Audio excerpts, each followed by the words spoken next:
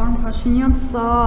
ձեր գրառումն է, որով դուք նախատում եք պաշտոնատար անձանց, որոնք կարմիր լույսի տակ չէին անցնում, ու մեզ այն ժամանակ ասում եք, կարմիր լույսի տակ չեն կանգնում, հա, անցնում եք, ու մեզ այն ժամանակ ասում եք, որ ես կանգնում եմ կարմիր լույսի տակ, որովհետև ուզում եմ ցույց տալ, որ ես ձեզանից մեկն եմ։ Բա հիմա խի չեք կանգնում կարմիր լույսի տակ, հիմա ուզում եք ասել, որ արդեն չուժը եկել, մեզանից մեկը չեք։ Ինչի համար եմ սա հիշեցնում, որովհետև նախորդ ճեպազրույցին լրագրողներին դուք ասում եք, որ ես ինչ ասել եմ, ապացուցել եմ, բայց բազմաթիվ օրինակներ կարող ենք բերել, որ դուք ասել եք մի բան ու լրիվ հակառակ բանն եք արել։ Պատավատապետություն, կարմիր գծեր, արագաչափեր, բաժանաղապետություն, տուգանքներ, թոշակներ, չգիտեմ, 1000 ու մի բան կարող ենք այստեղ նշել։ Դուք մեզ ասում եք, որ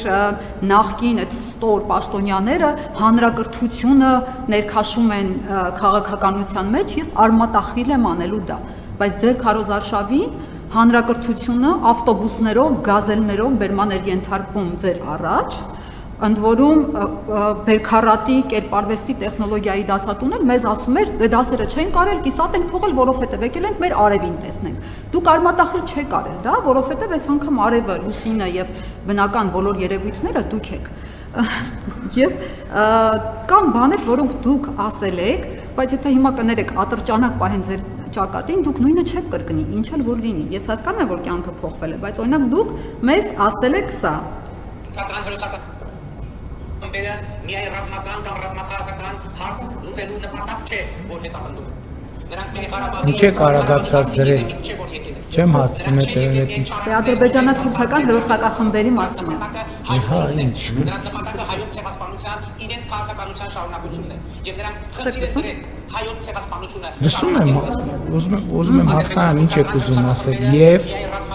Այստեղ ասում եք, որ ադրբեջանա-թուրքական հրոսակախմբերի նպատակը մեզ բնաջնջելն է, ցեղասպաներն է, նրանք այնպես չի, որ Արցախով բավարարվելու են եւ կշտանալու են։ Հիմա մեզ դրիվ հակառակն եք ասում, հիմա մեզ ասում եք, որ նրանք խաղաղություն են ուզում, նրանք ուզում եք համոզել, որ մեզ իրենք իսկապես խաղաղություն են ուզում։ Դուք ձեր ո՞ր ասածն եք հավատում, այն ասածին, թե այս ասածին։ Եվ մի հաջորդ հարցն է ձեր կրթանշանի հետ։ Չի, տենց ասենք կես ժամ հարց եք տալիս, ես հիմա ո՞նց եմ պատասխանելու։ Որ չընդհատեք այդ մի հարցն էլ արագ կտան կպատասխանի։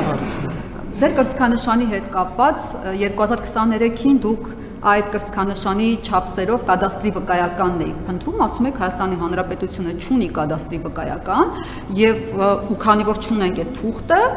ցանկացած պետություն կարող է գալ, որոշ պետություններ կան, մեզ ասել ձեր վեշերը հավաքեք եւ դուրս եկեք այստեղից, պիտի հանենք, ցույց տանք այդ կադաստրի վկայականը։ Հիմա հարց գտել եք այդ կադաստրի վկայականը ի վերջո կա, թե չէ, թե հետո կարող է պարզվել, որ Հայաստանի Հանրապետությունը ինչ որ ինքնակամ շինություն է ու կարող է քանդվել նաև։ Շնորհակալություն։ Զարմանալի է, գիտեք, ոնց որ Հայաստանի Հանրապետությունում չեք եղել այդ բանից հետո, ասենք ուրիշ տեղ եք եղել, այդ նոր եք եկել։ Բա չեք լսել։ Չեք լսել, որ խաղաղության համաձայնագիրը նախաստորագրվել, որ Հայաստանի եւ Ադրբեջանի սահմանազատման հանձնաժողովների համատեղ գործունեության կանոնակարգ ստորագրվել եւ երկու երկրներում վավերացրել եւ երկու երկրներում ունի պարտադիր իրավական ուժ։ Այո, հետա։ Բայց չէ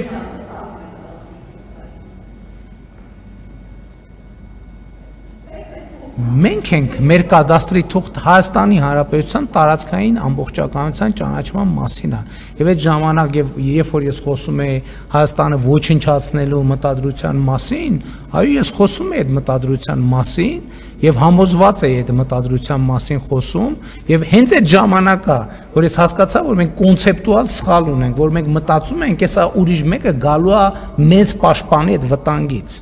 Եվ այդտեղ է, որ մեր քաղաքական ամբողջ բանաձևերը փոխվեց եւ մենք հասկացանք, որ մենք պետք է այդ հարցերը լուծենք։ Ո՞նց պետք է այդ հարցերը լուծենք։ Հենվելով Հայաստանի Հանրապետության